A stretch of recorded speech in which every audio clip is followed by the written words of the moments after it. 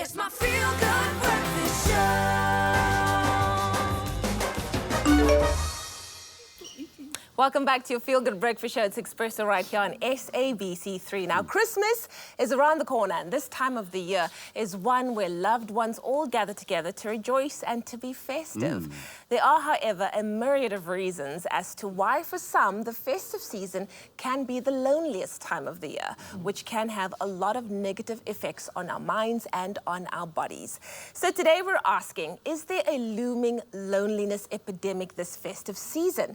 And of course, this morning, Dr. Eve is in the building to help us discuss this important topic, and we would love to hear your questions and your comments. So head over to our Facebook page, drop a comment on this post, and we would love to engage with you live. But first, a very warm welcome to Dr. Eve. Looking absolutely beautiful. Thank you, thank you. Yeah, well, that's good. It's Sparkly. screaming festive. Yeah, and right. It's so good to see you. Likewise. Dr. Eve, you know, some might say that we're currently facing a loneliness epidemic in the world, right? Yeah. How are we seeing this manifest in today's age and in everyday life? So very prevalent, so very sad, and sometimes unrecognizable by people. So I do want to talk to our viewers and say, if you're feeling any of these symptoms or have these signs, please reach out. And in fact, the entire antidote for loneliness is to reach out and to connect. Because how people feel is a sense of emptiness and hopelessness. And they go into isolation, which is almost like the worst thing you can do. I also want to say that there are many people who are in relationships that feel lonely. Within the relationship. Within the relationship, and feel so lonely and so despairing. So it feels like on a physical level that I'm in pain, as well as on a mental level that I'm in pain. So people have looked to say, you know, why is it that we suddenly have this epidemic, this global epidemic of loneliness? Because it's really been recognized as a very contributing serious factors? Right, what are the things? And so we turn to social media. And we know that since social media, the epidemic of loneliness has increased. Or maybe we never measured for it. Maybe we didn't think about it before social media. So some of the signs are as well, if you're finding that to soothe you, to comfort you, to feel connected, you're relying on social media, that would be a sign for you to really reach out, touch and connect with real life people. If you find that you're binging on series, that you Netflixing and chill all the time, that would be another sign that perhaps you really are feeling lonely. If you're finding that you're committing cyber infidelity, meaning getting online and cheating, chatting, sexting with other people other than your partner, that could be another sign that actually I'm just really lonely and desperate for that feeling of connection with somebody else or with other people. You don't always see it until you start taking a step back. Exactly. What are some of the physical effects that chronic loneliness has on us? Oh my goodness, it's really quite significant, which is why the World Health Organization has stepped in and said we need to be taken seriously as an epidemic. So it would start out with depression and anxiety, that it kind of starts from the top of your head down. So it's depression and it's anxiety. And then, believe it or not, there's all kinds of autoimmune diseases or deficiencies that you find. You find you have autoimmune suppression. So your body begins to kind of have low-grade feelings of illness. It's like there's inflammation all over. You're constantly feeling like you're not well. All of the autoimmune inflammations that we feel, like IBS or digestive problems, and also sexual dysfunction, sexual difficulties that happen. And what people begin to do is to try and ward off those feelings of loneliness, is that they engage in quite risky behavior. So it could be that they would engage in risky sexual behavior, like not using condoms or engaging with multiple partners, but still feeling loneliness, because it's an urge to feel the connection, because we all as humans are desperate for connection. Would you say that there's a great sense of denialism with the people not recognizing that they may be lonely and almost trying to suppress the feeling or the idea or the thought that they might be lonely? Exactly right. So what we do then is escape. And the things that we do to escape would be alcohol, drugs, risky sexual behavior, eating, gambling, spending, especially this time of the year. You know, it kind of makes you feel less lonely. The problem as well is that we're living in a click and collect society. So people aren't even getting off the couch to go into the stores where they would at least have some connection with people. But you're online and you're ordering. You know, you're waiting for your parcels to arrive from one of these stores. So you're not even having to have face-to-face contact with anybody any longer. I think also in this climate of violence and crime that we have in South Africa, people are afraid. They're afraid to connect. They don't know who they can trust. You're afraid to go out of your home.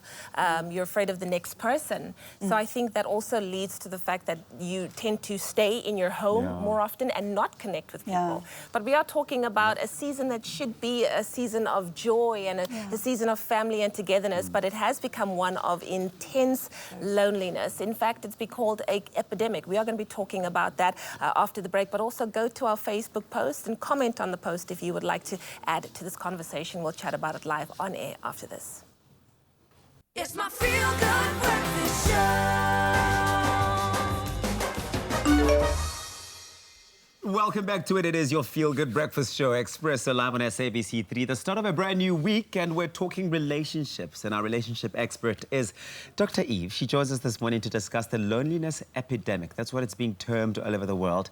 We're looking at the impact of it during the festive season, as well as how we can ensure to connect with our loved ones during this time. And we'd love to hear your questions or comments on our Facebook Expresso Morning Show SABC3. Do drop a comment on this post, and we will engage with you live on air. Dr. Eve, can loneliness affect a particular demographic more than another? Race, age, economic status? Is that possible? No, it's almost like the neutralizer. We all feel it in different ways. And I think some people will try and hide it more with, you know, I'm thinking about things. Having a lot of things might try and fill that space that's difficult. Sure. But the feelings of separation and the feelings of, I go back to emptiness and the sense of hopelessness and despair, which are there, which are prevalent. And we're talking about it now because at the festive season, one feels it even more so. It becomes really difficult with family when you realize I actually don't feel like I fit in, or all those triggers that are there for me when I'm sitting around family are there. And also one feels a sense of no friends, and all these likes that we have on our so-called friends on Facebook or all other social media, they're not there when it comes to the festive season in real life. So, I mean, I think it's important that we talk to the antidote, you know, how do we manage the sense of loneliness that across, which neutralizes us and just really affects everybody in a different kind of way. How do we really deal with that? And the solution to that is to have real life relationships. Sure. And I'm saying that at the same time, I'm recognizing that the trend for 2020 is singledom, is making your own life. But that doesn't mean that you're single and you're isolated. It means that you just, as a single person, are navigating the world, connecting with many people. So it's all about how do I reach out in different ways, trying new things so that I can meet new people in real life. That is the only thing that's going to actually overcome the loneliness. And I think as well, if you're in a relationship that feels lonely right now, you need to really talk to that and see that I can bet that it's got physical symptoms for you, that you're going to become physically ill if you live constantly in that place of longing for that connection that isn't there. Your body will talk to you and say, actually, I'm not doing so well over here. And Dr. Eve, there's a bit of a twist here as well, is that a lot of people seem to think that loneliness is only in romantic relationships, but it's not, because you might find that someone's not yearning or longing for a romantic relationship, but are lonely in terms of the friends that they have available to them, or even just family, being in a family unit and still feeling lonely. Is this the case? Oh, yeah, Tabby, I mean, absolutely, that sense of loneliness in a family. I just really want to warn people that if you're feeling that this is not a good space for you to be in, like in a family environment right now, and I also do want to raise that perhaps you're sitting at a family table where there are people who haven't been kind to you or have been abusive towards you. Please protect and respect your boundaries so that you would rather go home alone than be faced with the loneliness of sitting at a table where you feel afraid or angry or just really isolated and alien or triggered. Rather be home alone. Phone SADAC, for example, South African Depression and Anxiety Society, and talk to somebody around that. And prepare your years so that you are able to get meeting with real people. I keep coming back to this because this is the antidote. I'm not saying to people get off social media, because none of us are, none of us will, but it's just recognizing that if you are spending all your time there, if you're turning to that as a place of connection, you're going to continue to feel lonely. Exactly. And it's also not real. So much of it is just so fake, you know, and you buy into that. But coming up after the break, we want to talk about what can we do to lower the risk of succumbing to loneliness as we chat about this epidemic, especially now over the festive period. It's my feel-good breakfast show. Welcome back to your Feel Good Breakfast Show. It's Expresso right here on SABC3. It's Mondays, and as we do our Monday, we talk about relationships. And our relationship expert, Dr. Eve, is in the studio, and we're talking about loneliness, the loneliness epidemic that we're facing, its impact during the festive season, as well as how we can ensure to connect with our loved ones on a real level during the holidays. And we'd love to hear your questions and comments, so head over to our Facebook page, drop a comment on the post, and we will be engaging with you live. Exactly. Do you have any of those comments there? In fact, we have received some comments. Here's one from Narisha Jagers, or Jagers, saying, I am single with a 5-year-old boy living with my parents. At times, it does get really lonely, especially the festive season, but nevertheless, I am blessed to have my boy with me and my awesome parents. Gratitude. I love expressions of gratitude. It's so healing. Attitude of gratitude. Beautiful. Rose Petals Straydom says, I have a twin brother. We used to share everything together, but now he's gone living on the edge. I feel lonely this festive. I'm always in my room. Reach out either to him or to other people to be able to fill that feeling of emptiness and the feeling of despair and hopelessness. Does that Remember, happen it's often? emptiness, despair and hopelessness that people are feeling. Does that happen often where one person might feel lonely as the result of the next person having sort of changed their lifestyle? So going and living on the edge, for example, as is the case with Rose, where they're not reaching out and they think they can't reach out, they feel like that doesn't exist, the space to be able to reach out? You know what we're most scared of, Tubby, is vulnerability.